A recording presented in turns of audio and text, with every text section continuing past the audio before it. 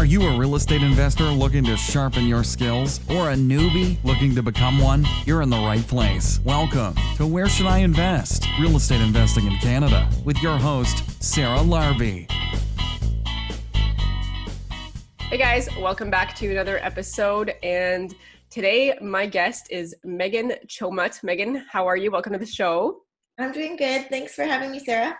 Good. So this is going to be another episode of Uncensored, a special episode where we're going to share our opinions. And we're going to actually take a little bit of a different twist today because Meghan is a financial planner and she looks at not only real estate investing as part of the overall picture, but everything else that you can do. And one of the things I wanted Meghan to talk to us about today is just what we can do in times like this to really plan, because there's a lot of moving parts, and a lot of us may have a job, may not have a job, may not know how long we have a job for. And I think it's important to plan ahead, but you know, if you weren't able to plan ahead, at least plan now. It's better than not planning at all. So really happy to have you on the show. Thanks so much. I agree. I think that the quote, dig the well before you're thirsty, is really playing out really well right now. But if you didn't have the opportunity to dig the well, the best next right step would be now. Absolutely. So tell us a little bit about what you do to help investors or just regular people as well with their finances.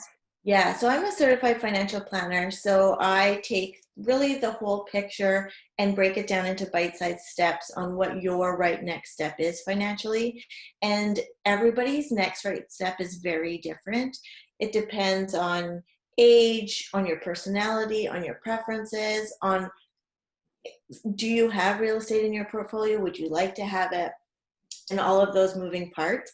Like if you think about it, when you go to get pre-approved for a mortgage, the mortgage broker will give you a general general pre-approval amount, which is really interesting because my pre-approval amount would be the exact same as yours if our income is the same.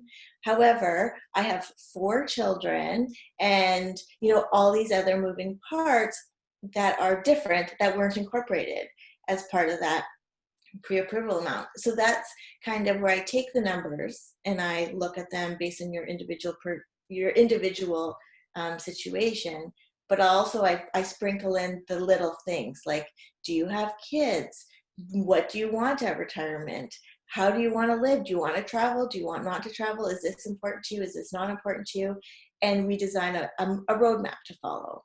Absolutely. So I will say, there's different types of financial advisors. There's those that are fee upfront, fee for service. And then there's those that don't charge you, but they'll push like mutual funds where that's how they get paid with MER fees and that kind of stuff. So my take, and again, I'm not here to say one is necessarily better than others. Well, maybe I am. I will say, here's the thing. If I'm going to hire a financial advisor, I want a fee only because I don't want their incentive to be something that they're making money on. I would rather have somebody look at my entire plan and say, this is how much it's going to cost you up front. And sometimes, it means going to Questrade where that financial advisor is not making any money because it's the best thing in my best interest because I like to be hands-on.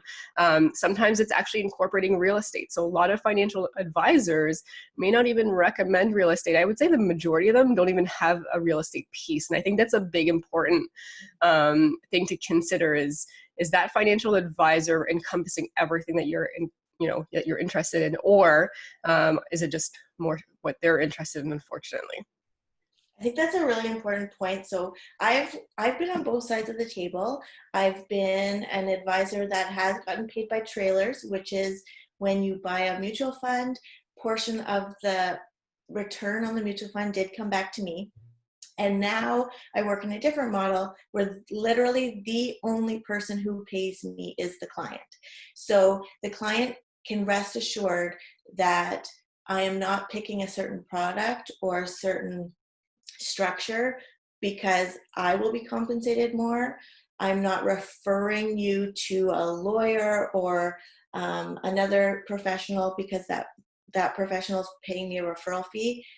literally, if I refer someone to you, it's because that is the right fit for you based on my opinion.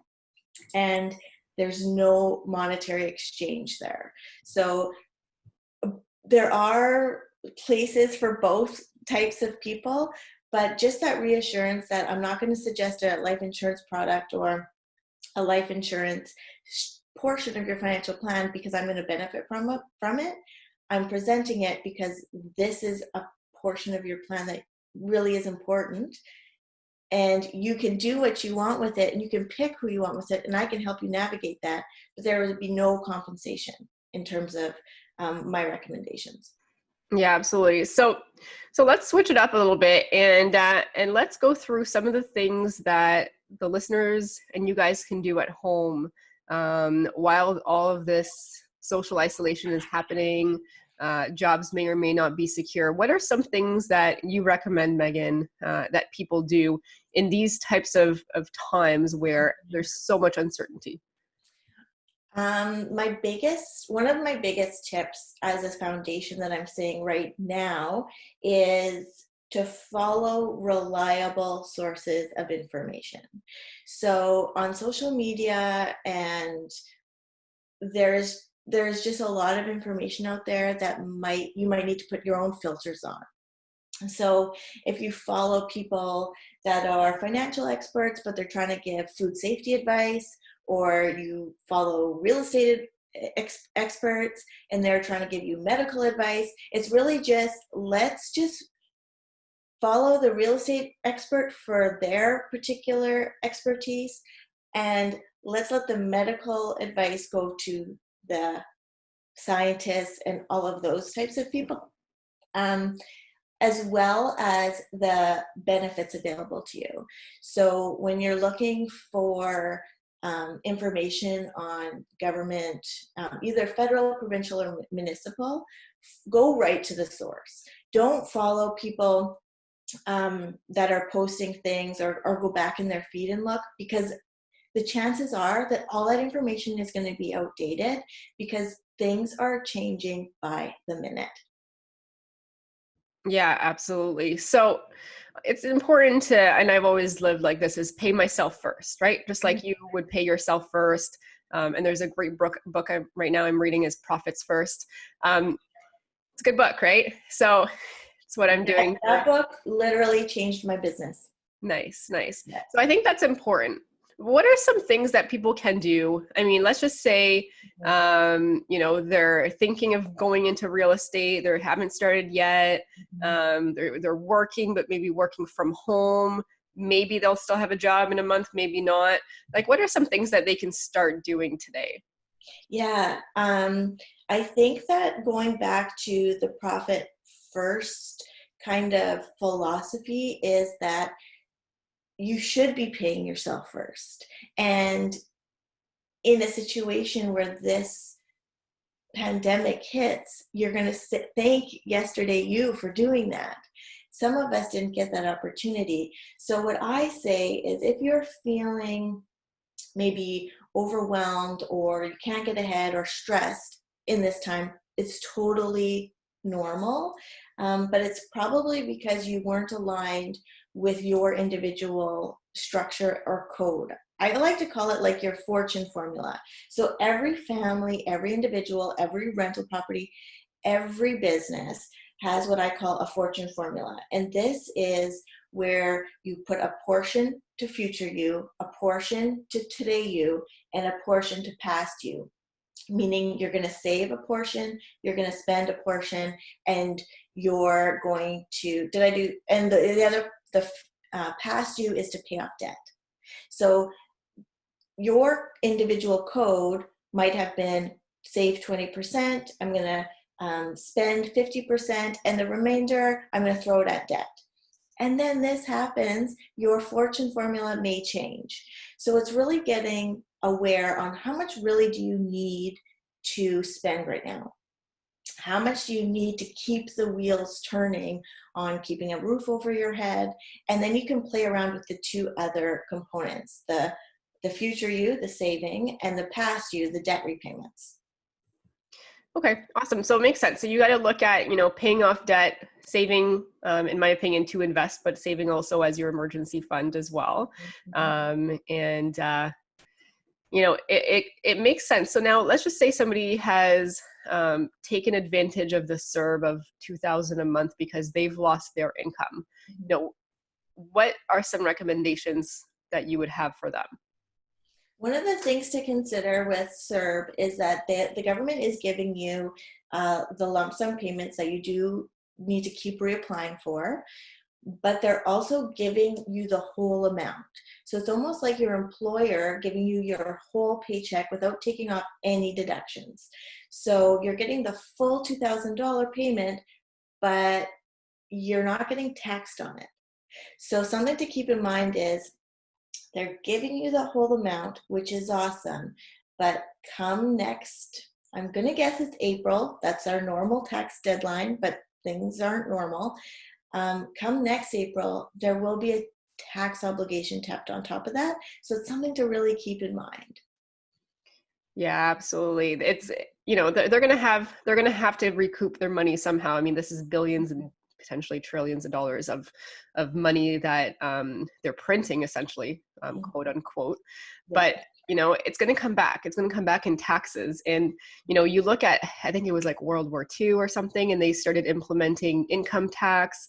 At some point, like, are they going to have to go up to 20% tax on all goods instead of HST 13%? I mean, I don't have a crystal ball, but there's going to be something where they're having to recoup it. And also because they're printing a lot of money, there's going to be inflation. And so, what's going to happen to people's savings with inflation? What's going to happen to people's investments, real estate with inflation? I think that's going to be really quite interesting. What's your take on that? Yeah, I really wish I had a crystal ball. The one thing that I am leaning into in this pandemic and the printing of money and all the government relief and how are we ever going to recover from this is that it isn't just Canadians. So the world as a whole is going through this whole thing. I know some of the Scandinavian countries have offered a base living, and it'll be interesting to see how that pans out. And we can kind of lean on what the other countries are doing. The other thing that is really hard to wrap your head around is the unemployment rate and the effect that that's going to have. So there's so many pieces to the puzzle: the inflation, the lack of immigration, the unemployment rate, that the one thing that I really think to lean into is that we're literally all in this together. And so every country is going through exactly what we're going through, and different countries are handling it differently. So hindsight's going to be 2020 on which one has taken the right approach. Yeah, I mean, it's hard to say, but like you look at places like Sweden, and then you look at places like us, and then you look at the US, and you have to look at like how many cases there are, but what's going to be the aftermath of the economy. And that's going to be interesting to see, and it's going to be unfortunate for some countries. Personally, I know you mentioned the basic income. I am so against that for so many reasons. I think it's just absolutely, as Canadians and as Canada, you would hope that if you work harder and you want to bust your ass to do something, then you should be rewarded for it. And if you don't, well, you should also be rewarded in a different way for that, but not with basic income. That's just going to, in my opinion, it's not the right way to do it. It is not the country that personally I want to be a part of. I think you merit and you earn your way through hard work and dedication and consistency. But like they're throwing some stuff around, and granted, I'm sure there's a lot of people that are like, yeah, sure, like that would be great. But then what? Then what? Mm-hmm. I think you have a lot of other bigger problems. That's just my personal opinion. So some of your clients right now are probably looking at their portfolio and saying, oh my God, my stocks, my mutual funds, things have dropped. Mm-hmm. They may or may not have real estate in there as well, wondering if their tenants are going to pay. What are some things that you're able to suggest that people can just be aware of and do during these times as you're looking at your portfolio and you're like, crap, I lost like 20, 30-40% of where I was a couple months ago. I know. You know what? That feeling doesn't feel good for anybody. So I'm a numbers person. I've been through 2008. I know what the market trends are like. I know we're going to recover from this. The data shows that eventually the economy will start rolling again. It still hurts. So I do my family's financial check-in, I call it, on the 20th of every month. On February 20th, one of our accounts hit $100,000. So I went on social media and I was so excited, like coming from somebody who has 4 kids. When I first started my business, I wasn't reading Profit First, so I wasn't paying myself. I have invested every cent of mine into real estate. For one of my accounts to hit 100,000 was a huge accomplishment for us. Then that was February 20th. So now we all know what has happened. On February 20th, did I go on social media, celebrate this huge accomplishment, and then say, you know what I'm going to do now? I'm going to move it to cash. That is not what I did. So that account was down 30% within like double-digit days. It was a huge hit. Did I feel good about it? No. Did I move it? No. So I think it's really important to have the emotions and totally be okay with that, but also have somebody to talk you out of doing the wrong thing. So I wanted to pull that money out. I felt afraid, which is totally normal.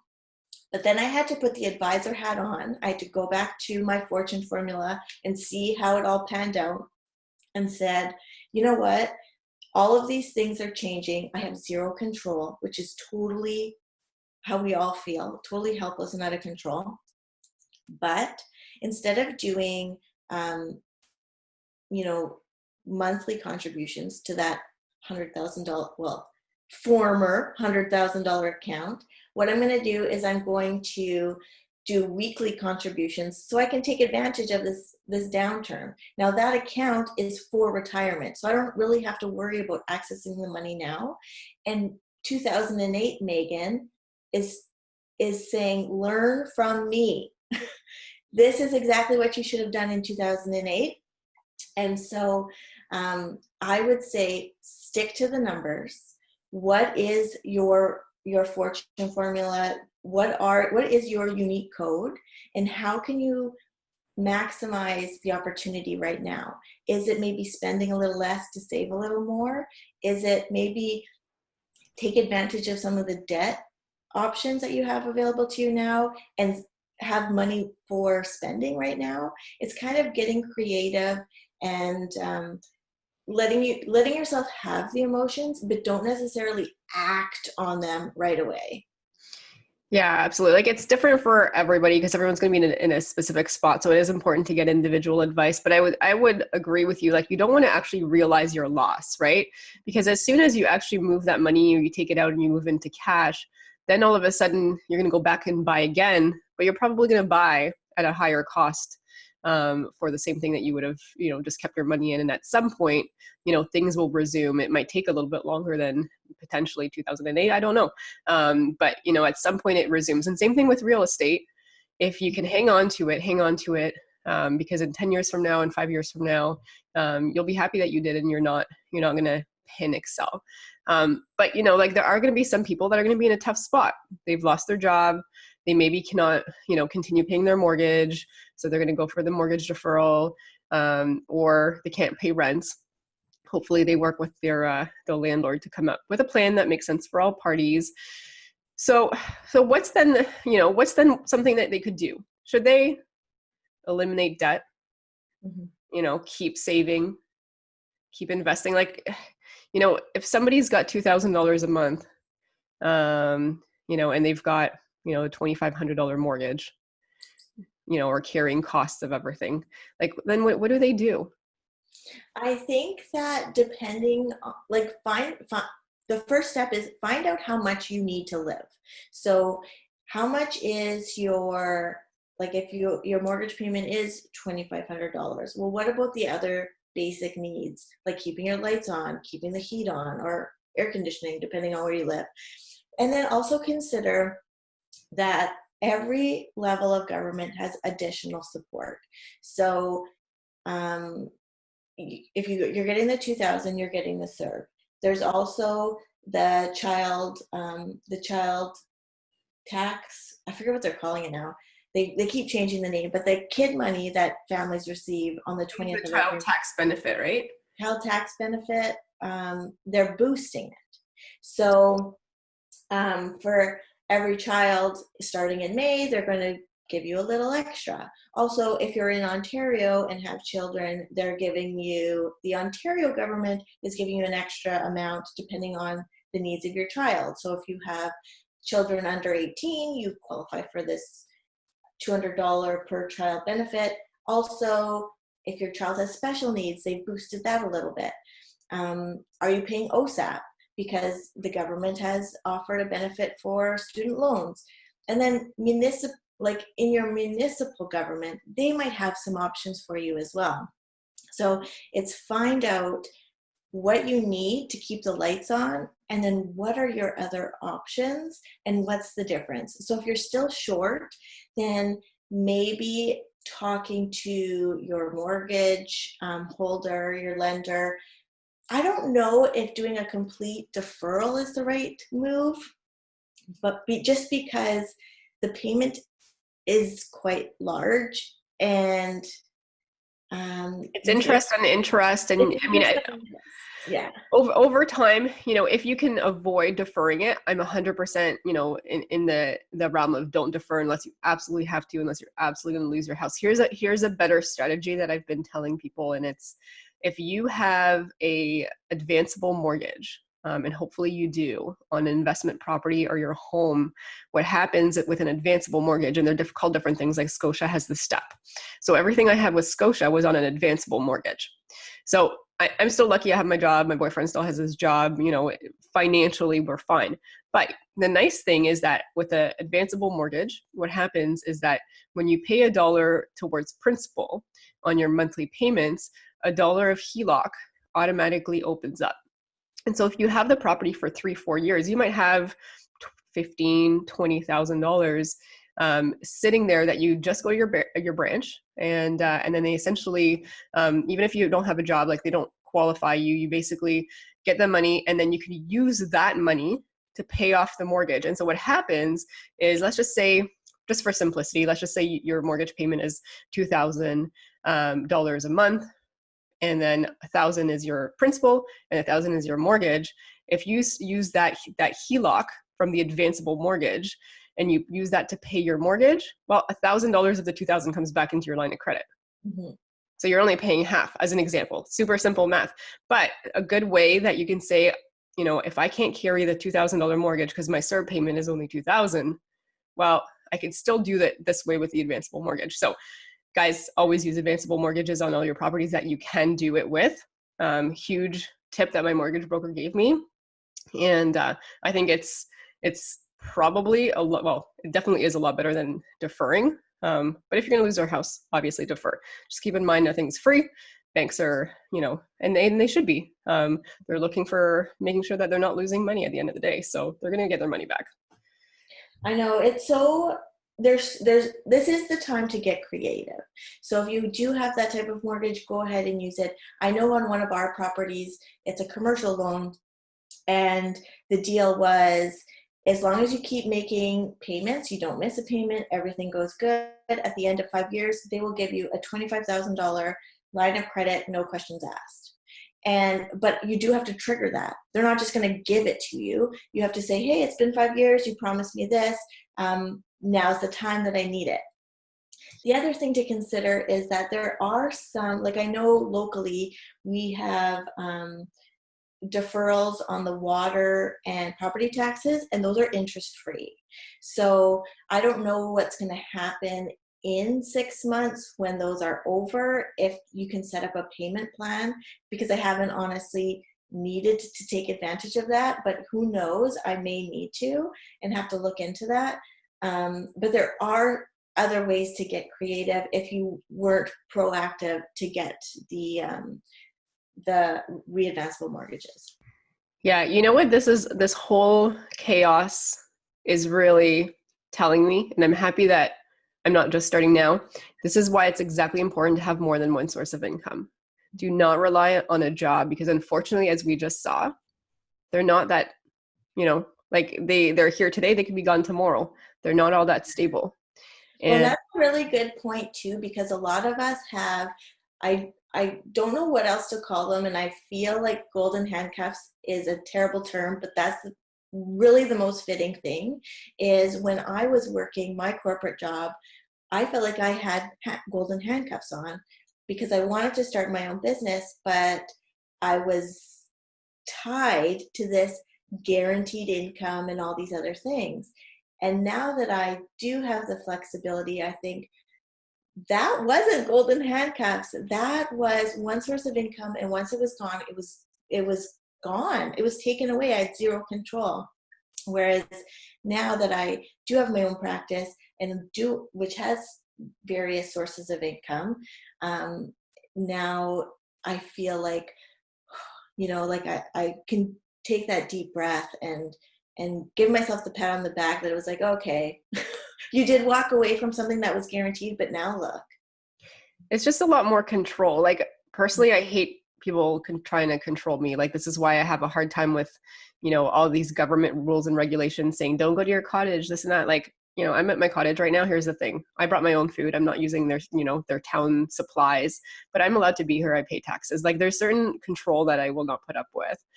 But this is exactly why, not relying on one source of income gives you more control, or gives us more control, because we can say, okay, this source is not doing as well right now. You can focus on other things. And like, I was just actually looking this morning on Airbnb, and there's like online experiences, and there's like wine tasting, and there's yoga, and there's a lot of people, like a lot of them seem really interesting, and I'll probably start like getting a couple, and it's just different, different things that you're learning from people across the world. I think that's super cool. Like, somebody listening to this might have a great talent. If you're a good singer, put on a little concert for an hour. I mean, it could be so many things, but sometimes in these types of times, there's opportunities, but we just have to go out and get them. I 100% agree. I think that's the other thing about this moment causing, some overwhelm and some stress, is we are not able as humans to make really smart, logical decisions when our brain is full of stress and our wires aren't connecting properly. So it's okay, take that moment, feel the stress, but then it's time to get creative. Like, don't put so much pressure on yourself. Like, this is the time where everybody is in the same boat. And if you have something to offer the world, like I was talking to another professional the other day, and I was saying, like, there was a lineup outside, and it looked like the teacher with that teacher voice was like, you stand here, you stand here. And like, how amazing would that be for someone with that skill set to be providing their services? Or the dental hygienist. So there's no dental hygienist working right now. It's emergency only when it comes to dental. But they have a skill set in terms of sanitizing and keep a sterile environment that I don't know where it can be applied, but it's like everybody has something that they can provide, that somebody is looking for that. So I was on a call the other day with this group of women, and this woman was heavy-hearted about having to teach her kids. And when that wasn't happening, how much screen time she was giving them. And it was like, your role right now isn't a teacher. Don't worry. They will get caught up. Have some grace, have some fun, and get creative. Maybe there are some tutors on Kijiji that could help you out. You could put your child in front of the Zoom call, and it stimulates the economy by you paying that person, and it also gives you 20 minutes apiece. Yeah, absolutely. The 20 minutes piece. I'm sure a lot of parents are like, this is good. I have some friends with kids and like many, I have one, well, you have 4 kids too, right? So I don't know how parents are doing it like 24/7, but like, thank you to parents. Like you guys should, unfortunately, in my opinion, and it's not happening, get paid a whole lot more for staying home, because a lot of the parents are still wanting to, educate their kids and do things with the kids. Like you don't want to just plop them in front of the TV, but, and like I can't really talk, I don't have kids, but my thoughts are, you're even more hands-on than ever. So thank you to all parents. That's, it's a tough one right now for sure. Well, and I think it's just getting creative with all that. So in terms of your rental property, let's say you were Airbnb-ing, which is not cool at the moment. I don't know what's happening. Like $100,000 fine for short term, but you could probably still Airbnb just 28 days or more.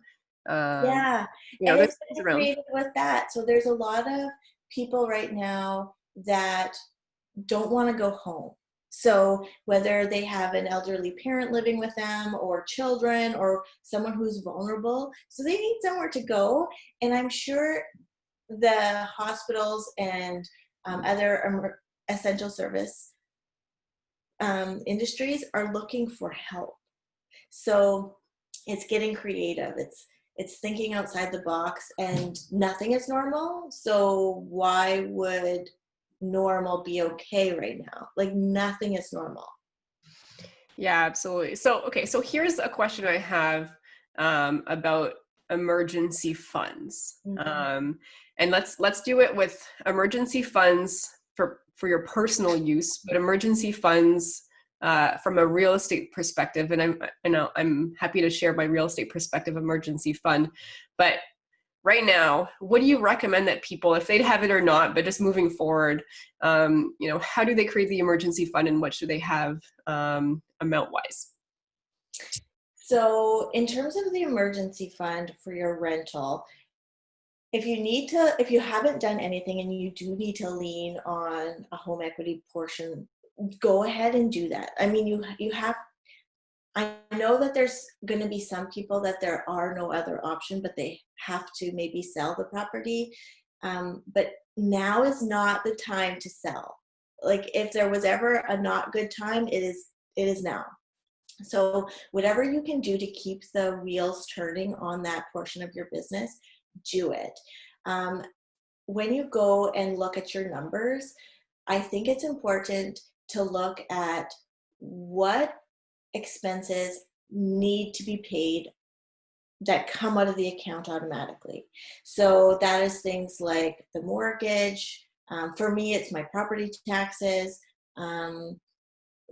Sometimes it's utilities, sometimes it's not. It all depends on what your business looks like.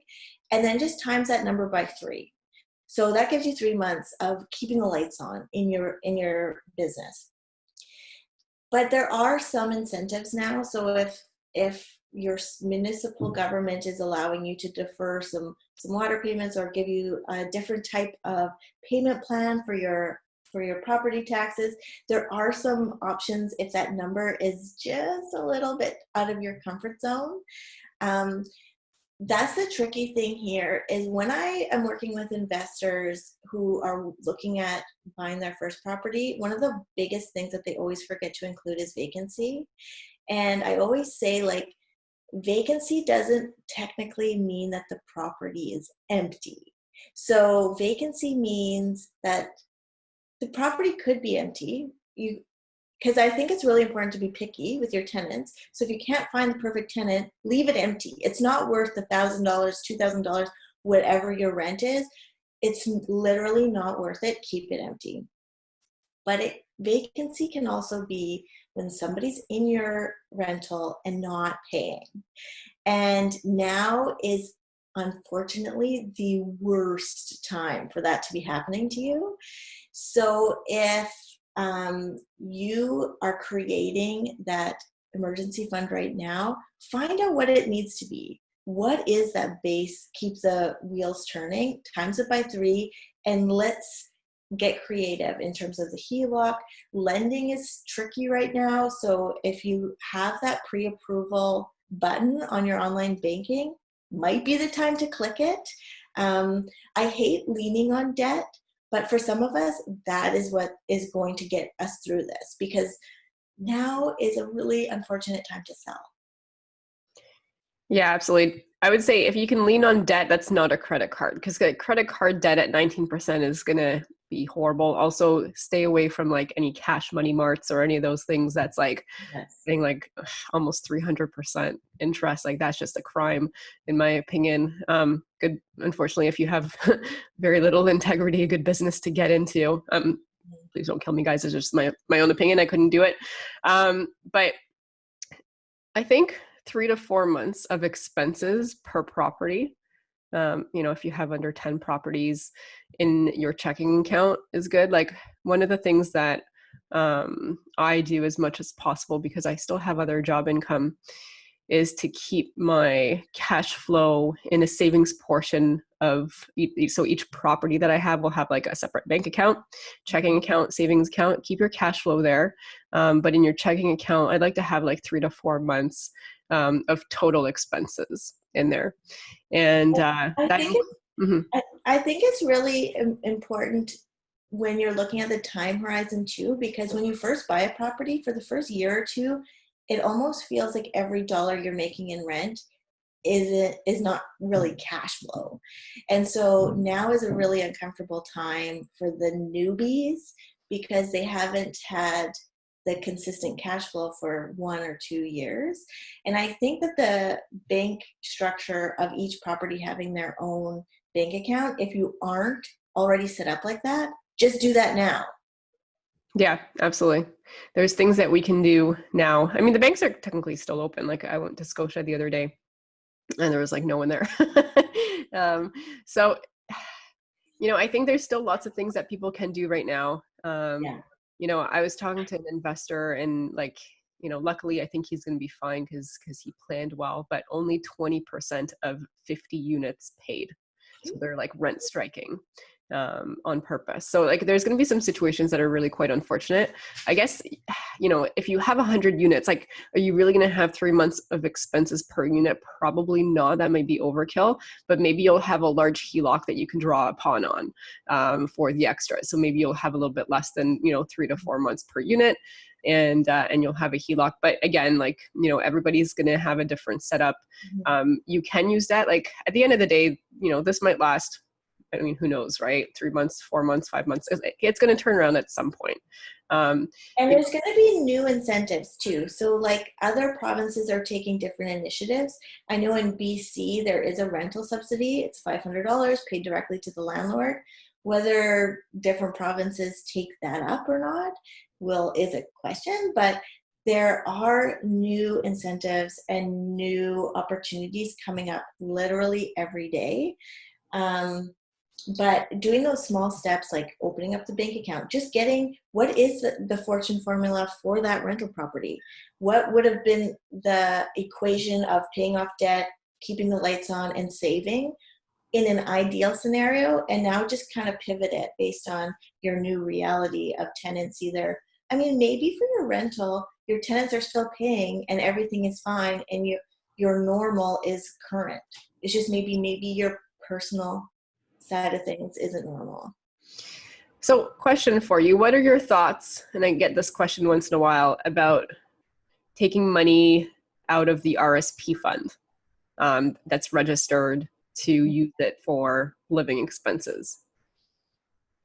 What are my thoughts on taking money out of the RSP? I would want to advise that is the last resort. It is money that is available to you. It's yours. You can take it out if you want to. The problem with taking it out right now is you're going to crystallize a loss. Unless you were in a GIC, which technically is still a loss because inflation. I don't want to say don't do it, because for some people it might be the means to an end.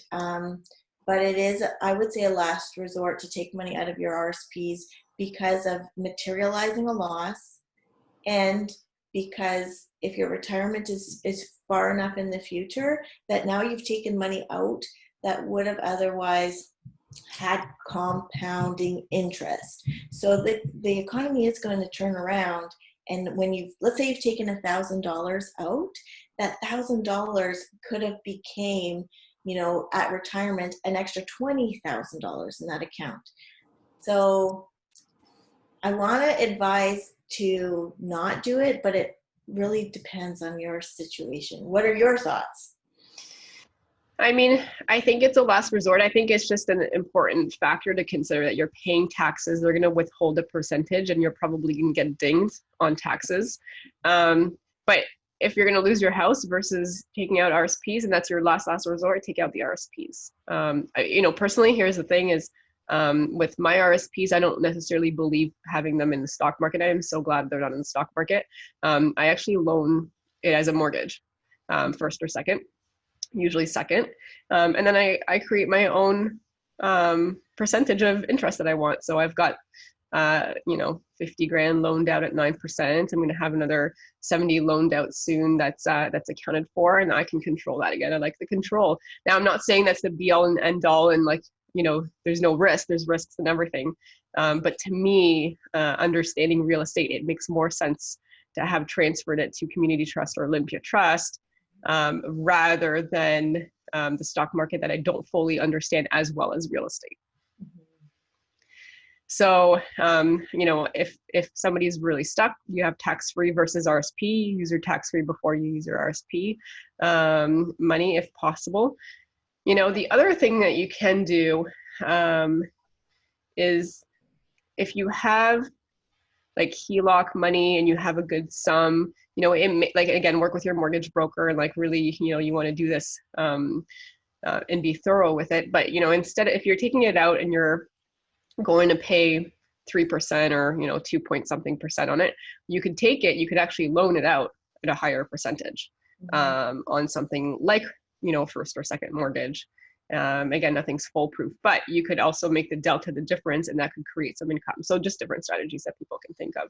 I think that there's so many strategies, and listening to conversations like this kind of just open the door so you can kind of peek through and say, is that the right fit for me? Another tip that I would give is it is tax time.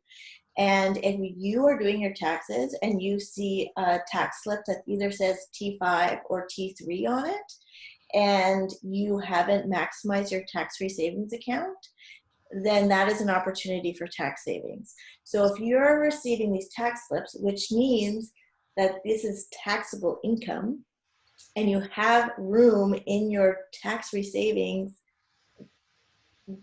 it doesn't make sense to be getting these T3s and T5s. So there are different strategies for almost every situation. Yeah, absolutely. Meghan, thank you so much for sharing your insights, your knowledge. Where can the listeners reach out and find out more? My favorite place to connect with people is Instagram. So if you're on Instagram, go ahead and send me a DM. Otherwise, you can just Google my name, Meghan Chomut. I'm on every social media, and I have a website with my email right on there. So feel free to reach out that way. But Instagram's my favorite. Amazing. Meghan, thank you so much for being on the show. I hope that you guys enjoyed this episode. Feel free to rate and review the podcast or send me an email as well if there's any questions, sarah@sarahlarbi.com. And Meghan, it was a pleasure having you on. I'm sure we'll have you on again. And thanks, and keep up, the great work. And I love how you're implementing real estate in people's strategies and portfolios and overall financial plans. So thank you for that. Absolutely. Anytime. Thanks so much for listening to Where Should I Invest with your host, Sarah Larbi. Make sure to listen in next time. We'll catch you on the next episode of Where Should I Invest?